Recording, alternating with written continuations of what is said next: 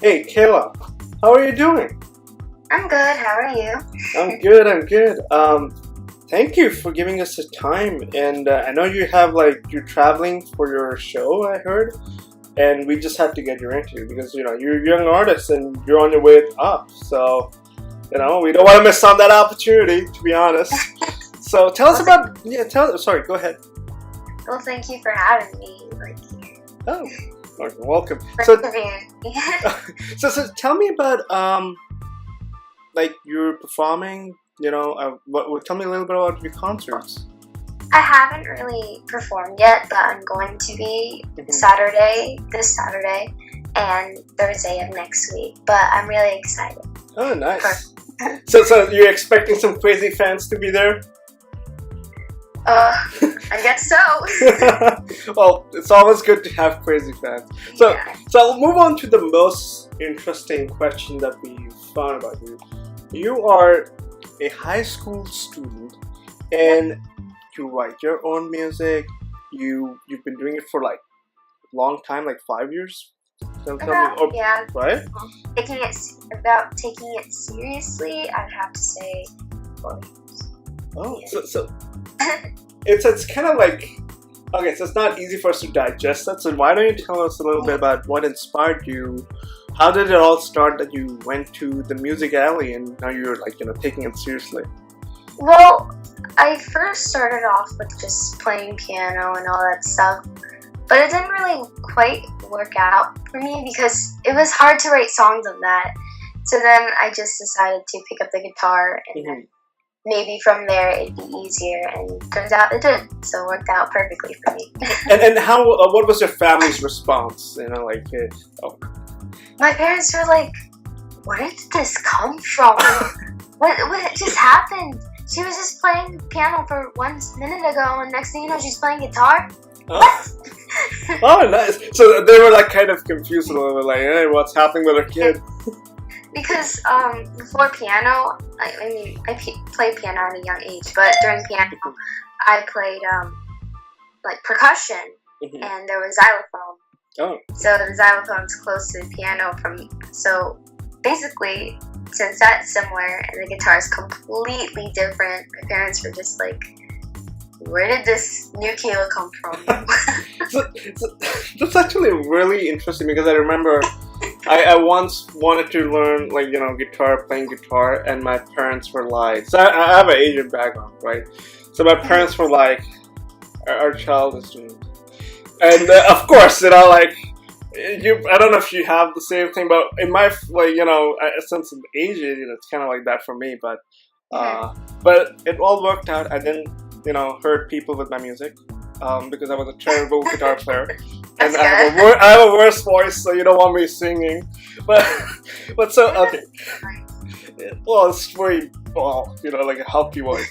So tell me about you've played several instruments and everything. Did you learn it by yourself, or is it that it's something naturally gifted? Some people know, right? I learned by ear, so I only had a bit of guidance, the proper way by some teachers. But I remember when learning guitar, it took me about a week to learn 5 chords. And within that week of learning those 5 chords by myself, because at first they were teaching me baby stuff, and I was like, oh, forget that. Yeah. I just could try and learn new chords so that I can finally play some songs. And from there, in the first week, I was able to play about 10 songs. So I guess it's sort of a natural thing. That is certainly gifted, I would say, because in a week I was able to play 1 string. And I've never seen a person who's like, in a week I taught myself and I was playing 10 songs. That's probably a very, a senior person in my perspective. Like, oh, 10 songs. I mean, it wasn't, I took videos during that week. It wasn't great, but I gotta admit it wasn't as bad, for within the first week. Well, that is totally a gift. That sets you apart, as a why you will be good. You gotta see you will go on the rise. Taylor Swift has a natural inclination to guitar playing, and she started off with country, right? Yeah. So, hey, if you remember us tomorrow, when you come back. So, people can forget, like, hey, I don't. But anyway, so. I'm not gonna be like that.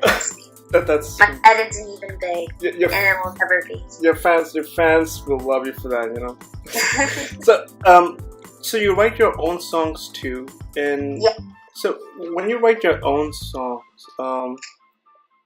is it like you take something what's around you, or you're going through some kind of a relationship and you're like, I need to write about it? I mean, it's not always going to be about relationships. Like, for example, my song Lost, it wasn't based on my relationship, it was based on someone else's. It was one of my friends, and they were going through a really tough breakup. So I was like, this is good stuff, man. I should write it. Does she know that you wrote a song? Well, I didn't tell him till recently.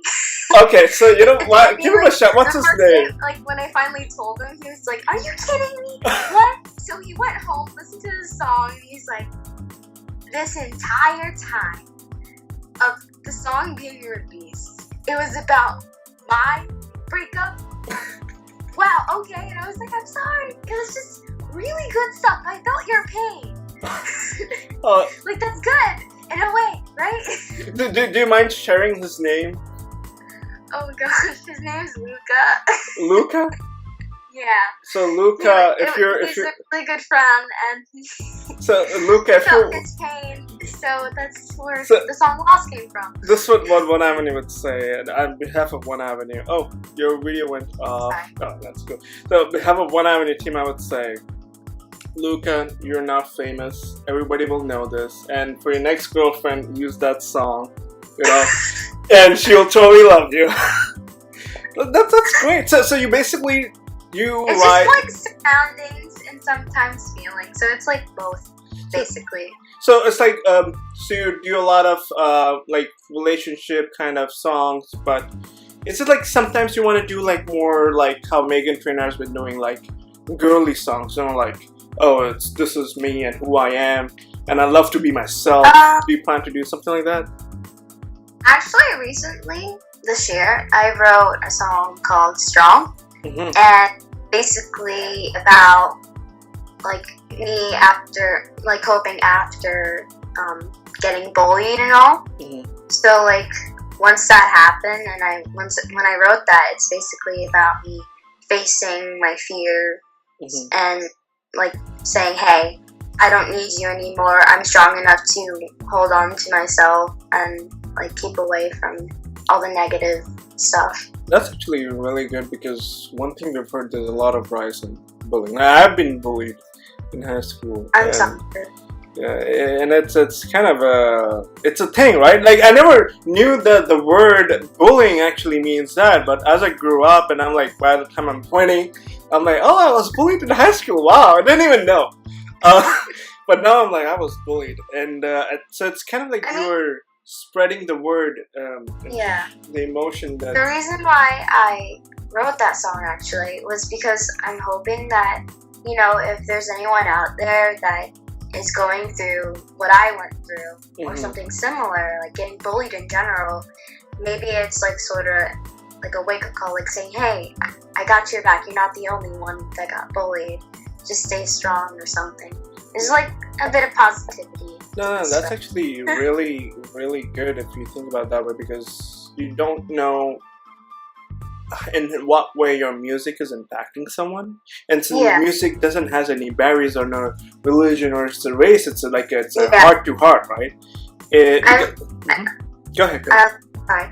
I remember when I was being bullied, the only medicine that I really had was talking to someone. And if that didn't work out, it'd be music. And I know that in school, they always have these speeches about bullying, but no one really listens. So I felt like it's better to have it through music because, people actually listen to it. Yes. And there are many people that actually listen to the lyrics if they're really into the song. True, and plus, when someone is giving a speech, it's like, Yeah, you're just like, yes, and with the song, you're watching a video, you're seeing something. It's more interactive. So yeah. So that's actually interesting. It's really rare in the industry nowadays when we see that. So tell us, like, how have you performed? And like, you're right now going to perform in the Philippines, correct? Yeah. Yeah. So are we expecting like some kind of concerts in the U.S. for you, or like you know? Yeah, this summer. I don't really know the dates, but I know that they're all going to be on my Facebook page and nice. Reverb Nation. It's all going to be on there. Oh, nice. I just I don't keep track. That's my dad's job. I'm sorry. Because like I pay attention to practicing and all that stuff, and Makes sense. Even though it's summer, I still gotta like focus on other things because I'm gonna be a junior this upcoming school year. So that's toughy. Yeah. How are you gonna manage your music? Like school music? I mean, if I did it during ever since I was 12, I'm pretty sure that I can handle it. No. But, yeah, you're now old player in the game of managing school and music. Yeah. That's great. That's great. So, new EPs. Everybody wants to hear that from us. It's like, who is coming up with something new, and are you releasing something this summer, later this year? I'm actually gonna release my third single. It's called Stars Around, and it's basically about me telling someone how I feel. It's like a little sappy love song, but it really does mean a lot. So, and you wrote that? And you wrote that? Yeah, of course. So who was that inspired by? Like, a very, very special person.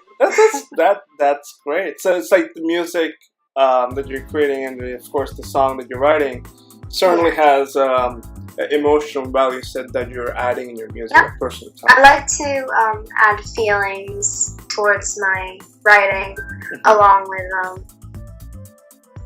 all my songs, basically. Oh, nice. I like to have feeling towards it. No, that makes absolute sense, because then your fans can connect to it too, and especially fans your age, It's basically like a bit of a story, or like for someone to actually relate to what I'm saying, basically. It's like, hey, I have feelings too. I love this person.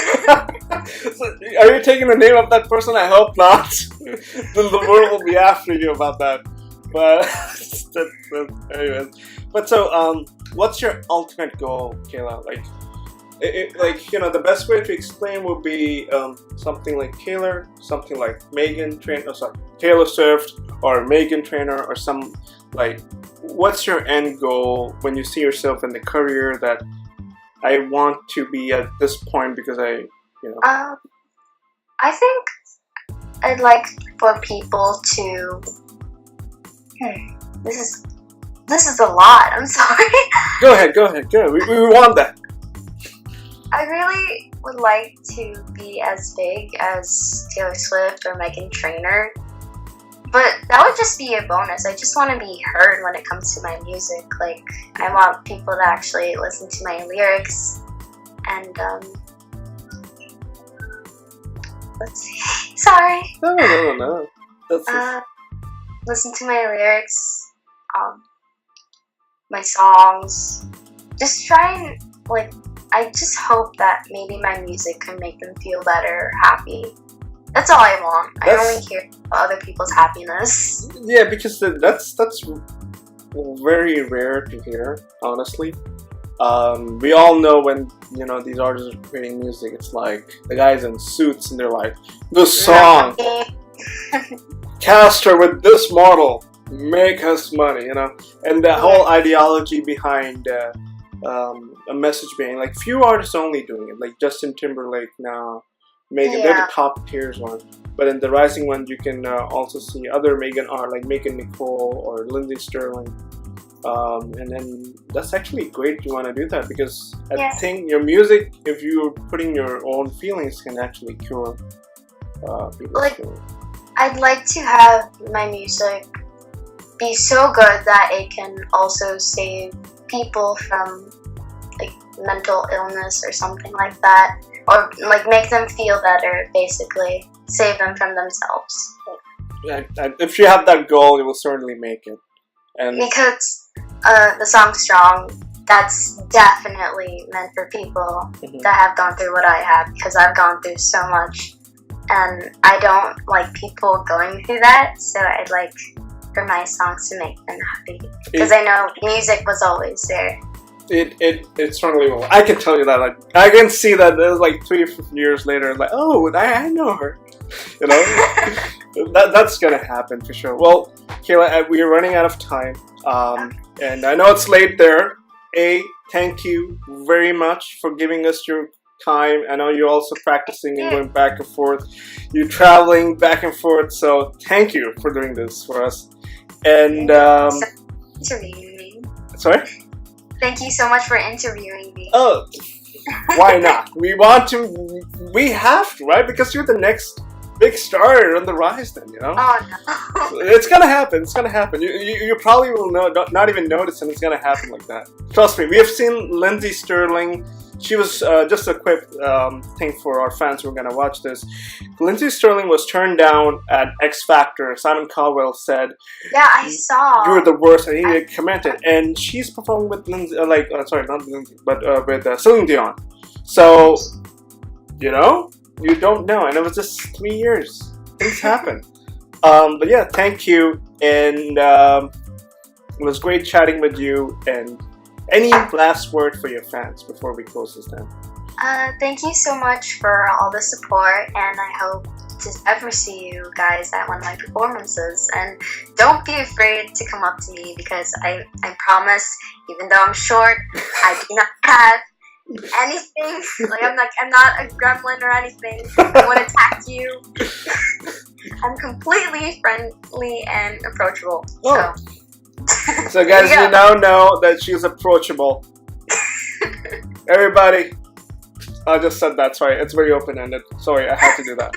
Well, thank you, and have a wonderful night. Actually, it's night over there, so, or morning, but yeah, have a wonderful morning, probably. Bye-bye.